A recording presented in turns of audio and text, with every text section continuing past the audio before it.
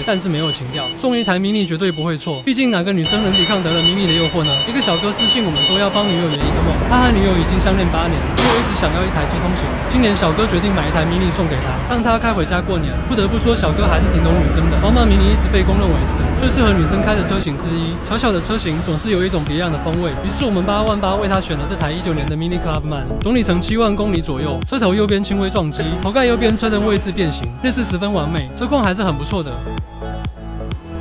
你那个发动机没什么的，四方架也就这里了，不管是这里前几年顶一下，这里把这个拆了就好了。四方架它拆掉一个角的螺丝扯出来，如果四方架变形了，就直接不拆，连四方架一起给它直过来了。